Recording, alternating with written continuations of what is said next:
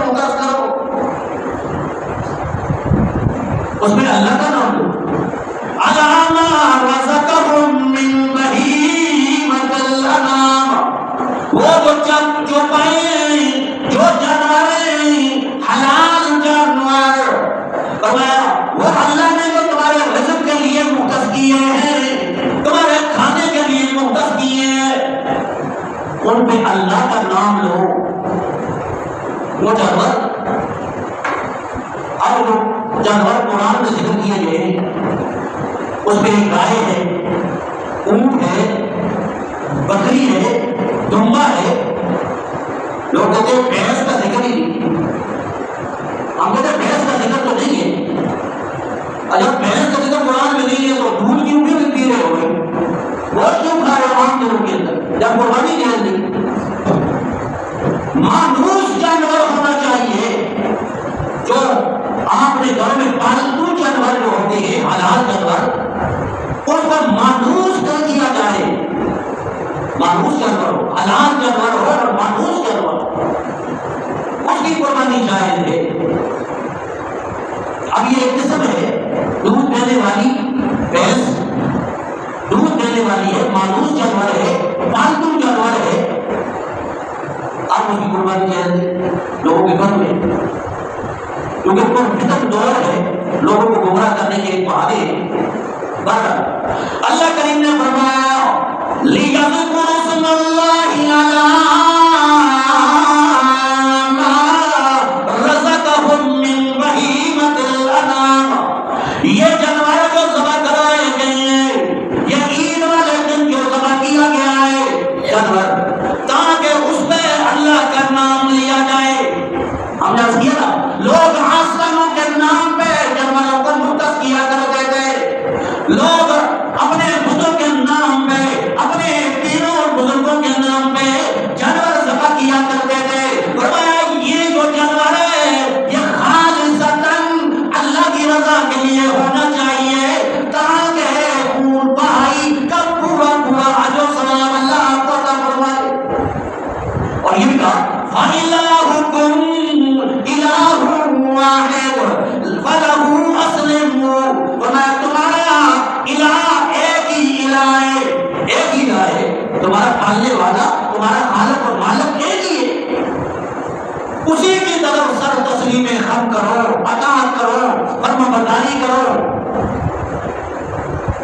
اور وَبَشِّرِ الْمُخْبِتِينَ، اور بشارت ہے اطاعت کرنے والوں کے لیے. کیل و کال حجت بازی کرنے والوں کے لیے بشارت نہیں ہے، جو اطاعت کرنے والے ہیں. ہم نے عرض کیا ابراہیم خلیل اللہ علیہ السلام، اللہ نے فرمایا بیٹے کو اور گھر والوں کو بیابان جنگل میں چھوڑا، بڑی محنتوں کے ساتھ پالا، بڑی محنتوں کے ساتھ اللہ سے مانگا. حضرت اسماعیل علیہ السلام، اب اللہ کا حکم آ گیا میرے ابراہیم خلیل اللہ علیہ السلام اسے بیابان جنگل میں چھوڑا. آیا تو وہ ہوتا نا لوگ مجھے نہیں کرتے اللہ پہلے کہے تو اب لے رہے واپس. لیکن ابراہیم علیہ السلام نے کوئی گلا نہیں کیا، کوئی بیش مباحثہ نہیں کیا، بیابان جنگل میں چھوڑ آئے. اللہ نے فرمایا بیٹا میں نے دیا، 13 سال کی عمر ہو گئی ہے، چلنے پھرنے کی عمر ہو گئی ہے، سمجھداری کی عمر ہوتی ہے. اب میرے ابراہیم خلیل اللہ علیہ السلام اب اپنے بیٹے کے گلے پہ چوڑی چلائیے. کیا جذبات ہو گیا، کوئی گیلو کال نہیں کیا. ابراہیم علیہ السلام نے کوئی گلا بھی نہیں کیا. اب یہ وہ دور تھا کہ ابھی اسحاق علیہ السلام پیدا نہیں ہوئے. 100 سال کا بوڑھا ہے، ایک ہی بچہ ہے جو سہارا ہے، جو بازو بننے والا ہے، اور اللہ فرما رہے ہیں اس کے گلے پہ چھری چلا دے. کیا جذبات ہوتے ہیں. آج اولاد اللہ دے دیتا ہے، محنت انسان کرتا ہے کے ساتھ اتنی اس سے امیدیں وابستہ ہوتی ہے کہ بچہ میرے لیے بڑھاپے میں سہارا بنے گا. لیکن ابراہیم علیہ السلام نے کوئی گلا نہیں کیا اور گلے پہ چھری چلا رہی ہے. یا بنیا انی ارا بالمنام انی اذبحک فانظر ماذا تری. اے میرے بیٹے خواب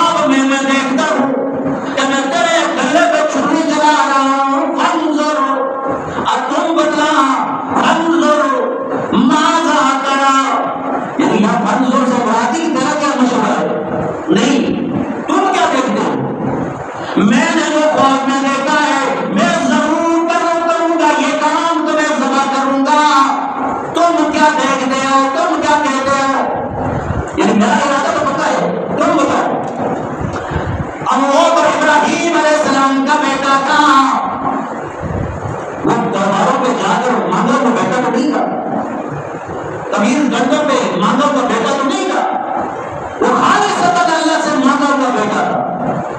بیٹا کہنے لگا یا ابت فعل ما تؤمر ستجدنی ان شاء اللہ من الصابرین. اے بجان، اللہ نے جو حکم دیا ہے اسے کر گزری ہے. یا ابت فعل ما تؤمر ستجدنی ان شاء اللہ، اگر اللہ نے چاہا تو آپ مجھے پائیں گے من الصابرین، صبر کرنے والوں میں سے.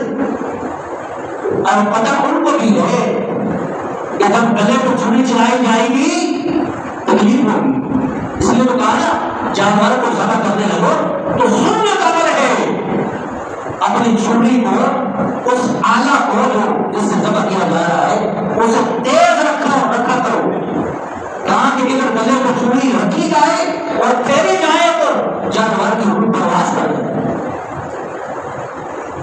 بڑی تکلیف ہوتی. انسان کی روح قبض ہو کر کو جو تکلیف ہے، علماء فرماتے ہیں زندہ بکرے کی چمڑی ادھیڑ دی جائے اتنا تکلیف اس جانور کو نہیں ہوتی ہے جتنا موت کے وقت انسان کو روح قبض کرتے ہوئے ہوتی ہے.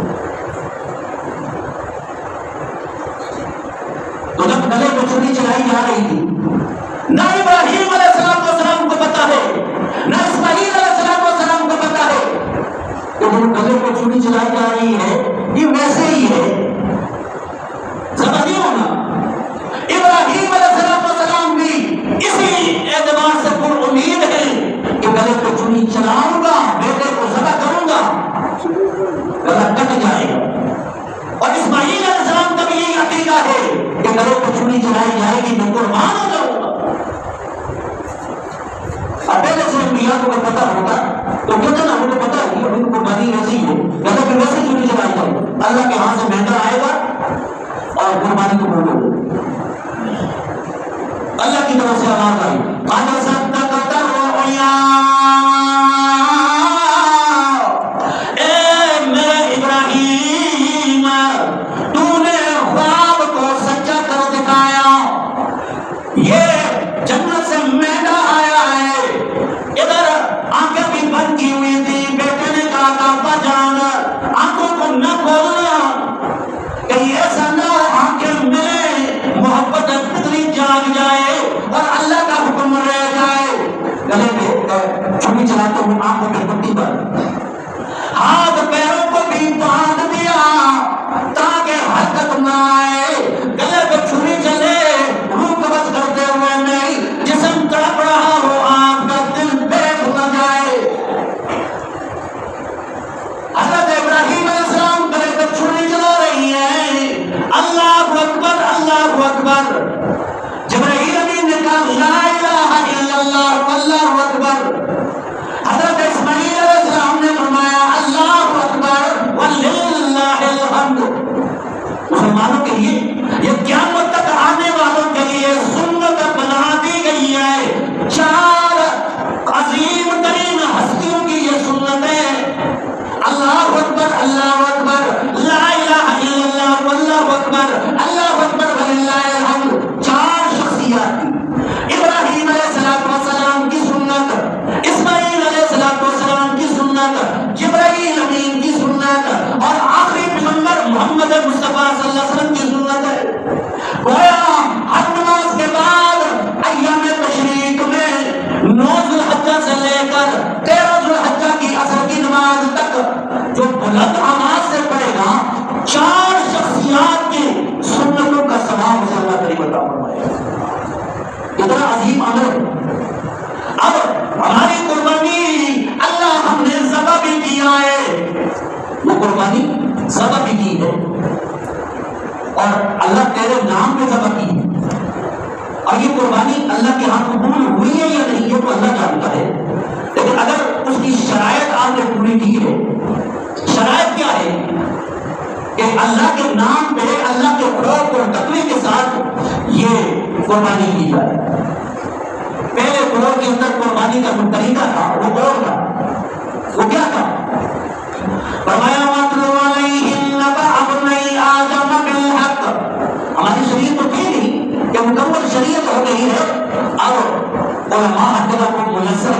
کتابیں منزل ہیں آپ کو مسئلہ بتا دیتے ہیں.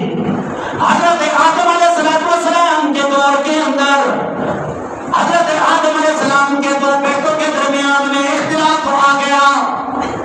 اختلاف کیا تھا کہ اس دور کے اندر نسل انسانی کیسے چلی. صبح کو بچہ اور بچی پیدا ہوتے آدم علیہ السلام کے گھر، شام کو بچہ اور بچی پیدا ہوتے تو ایک بدن سے صبح کو پیدا ہوئے تھے ان بچہ اور بچی کا نکاح آپس میں حرام تھا. جو شام کو پیدا ہوئے اس کا نکاح آپس میں جائز تھا. جو صبح پیدا ہوا تو شام کو بچہ پیدا ہوا، یا صبح کو بچہ پیدا ہوا شام کو بچی پیدا ہوئی، ان کا نکاح آپس میں جائز تھا. اب قابیل پیدا ہوا صبح اور اس کے ساتھ جو بچی پیدا ہوئی، اور حابیل پیدا ہوا شام کو اور اس کے ساتھ جو بچی پیدا ہوئی ہے، اصولی طور پر حابیل کا نکاح جو صبح بچی پیدا ہوئی اس کے ساتھ ہونا چاہیے. لیکن قابیل نے کہا نہیں، جو میرے ساتھ صبح پیدا ہوئی ہے میں اس کے ساتھ نکاح کروں گا. اب مسئلہ کس سے پوچھا جائے؟ وہاں کوئی بات ہوگی. تو آدم علیہ السلام سے پوچھا گیا. آدم علیہ السلام نے فرمایا اللہ نے جو شریعت بنائی ہے اب وہ اللہ ہی اس حلال کو حرام کرے یا حرام کو حلال کرے. میرے خیال میں اب اللہ کی رضا کیا ہو، کون حق میں ہو، اس کے لیے فرمایا اذ قربا قربانا، قربانی دو اللہ کے راستے میں. اور قربانی دینے کی شرط تھی، یہ شرط یہ تھی کہ آسمان سے آگ کا گولا آتا. فرمایا یأتینا بقربان تأکلہ النار، آگ آتی اور جس کی قربانی کو جلا کے راکھ کر دیتی سمجھ جاتے کہ اس کی قربانی قبول ہو. اب قربانی دی تو حابیل نے بڑا اچھا مہنگا دیا، اب اس کی قربانی قبول ہو. قابیل کی قربانی ایک گدھا دیا اور گھاس کا گدھا وہ دیا. حضرت حابیل کی قربانی قبول ہو گئی، سمجھ گئے کہ حابیل حق میں تھے، قابیل حق میں نہیں ہے. تو اللہ نے وہ قربانی بتا دی ہے کہ حابیل کی قربانی قبول ہو گئی. اب قربانی کی شرط کیا ہے کہ تقویٰ ہونا چاہیے. یہ انشاءاللہ اگلے جمعے میں ذکر کیا جائے گا. اللہ سے دعا ہے کہ اللہ ہمیں توفیق نصیب فرمائے. وآخر دعوانا ان الحمد للہ.